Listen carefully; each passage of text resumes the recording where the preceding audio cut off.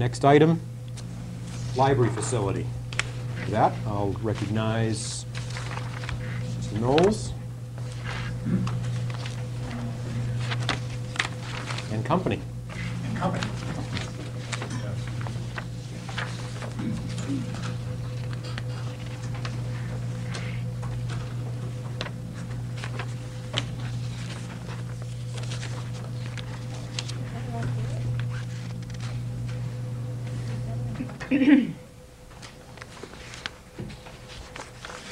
While he's doing that, I might as well get started.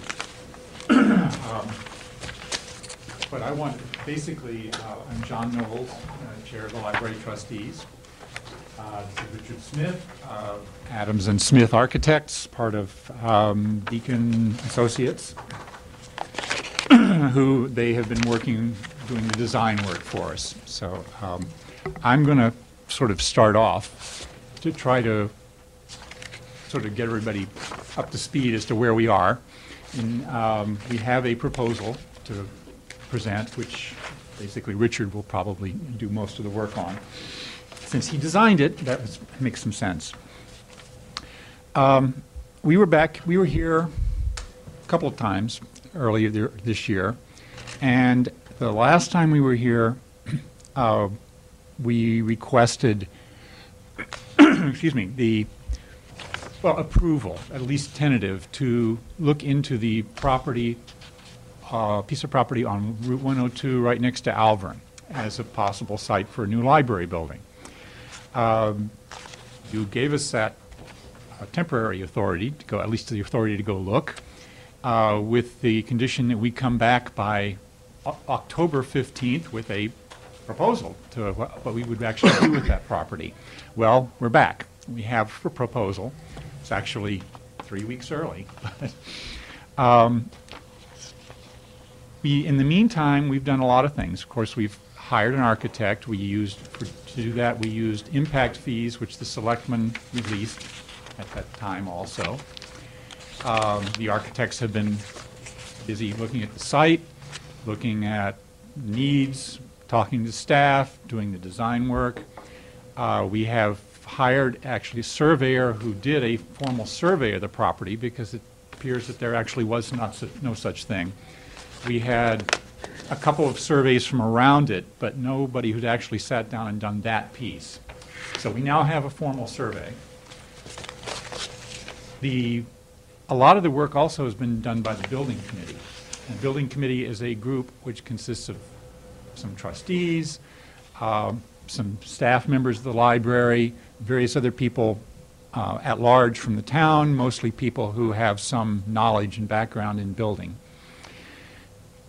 That committee has been chaired by Jane Bowles, and they've been working like nonstop since we were here, and have been of great assistance to everybody, especially they've provided a lot of the information for the architects and have, well, just done a lot of things.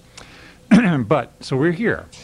I just wanted to go over a couple of several questions in general, just to sort of summarize why we're here. The first question is, why are we looking for a new library? Why do we need one? Now, I've lost my copy. I had one of the handouts I just gave you. I brought a few extra pieces of paper. There is a chart with some numbers on it. And I have seemed to have misplaced my copy of it. Is it then and now? Yes, the then and now. You can have mine if you'd like. Well, just, okay. I probably left it over there. Thank you. Probably left it over there. And this really kind of summarizes why we need a new library. If you look at this chart, compares what we had in 1909 when the building opened, what we have now, and just to sort of give you an idea, I just calculated what the increase has been. Not in a percentage increase, but as a factor, because the increases are large. If you look at the population, in 1909 it was 1,300. Now it's in the mid-20,000s, 25,000 approximately. That's a factor. It's 19 times as large as it was then. If you look at let's look at the circulation, the number of items that get checked out of the building. In 1909, we don't know exactly, but it was small. It was less than 1,000. Now we're circulating 21, 22,000. This is, I mean, that's a factor of 21 or 22 times what it was then. An increase even greater than the population a little bit. The number of volumes has gone up by a factor of 15 and a half, 15 or almost 16. It would have gone up more probably, except that there is no room to put any more books than that. We've sort of maxed that out right now. Anytime you buy a new book, almost we have to chuck something else that's either old or, you know, out. Sometimes we're just replacing an old book and get a new edition, but other times we have to make some painful decisions. The really interesting number, so we've got population went up by 19, circulation went up by 22, number of volumes went up by 15, so we're looking, you know, in the high teens or 20. The library space went up from 3,600 to 5,300. And that includes the 2 trailers that are there. Obviously, the stone building did not get bigger. We just added those 2. That's an increase of 1.5.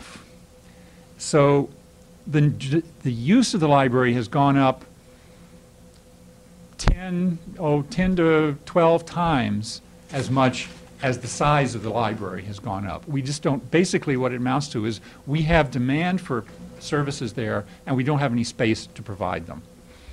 I mean, that's really what it comes down to. If it were just a question of the building getting older, we could easily fix that building up, you know, and make it a nice building. It just isn't large enough. So, why do we need to do it now? Well, we've needed to do it for decades, actually.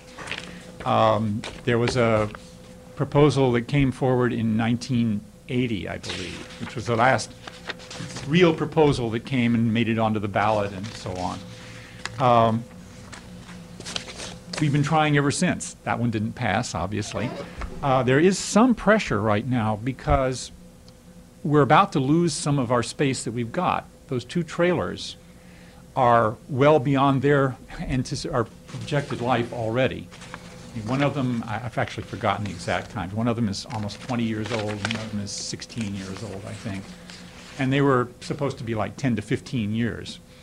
We're at the point now where we're putting more and more money into just keeping them open, but not even making major repairs. I mean, only enough to keep it at a minimal level. And they're at their end of life.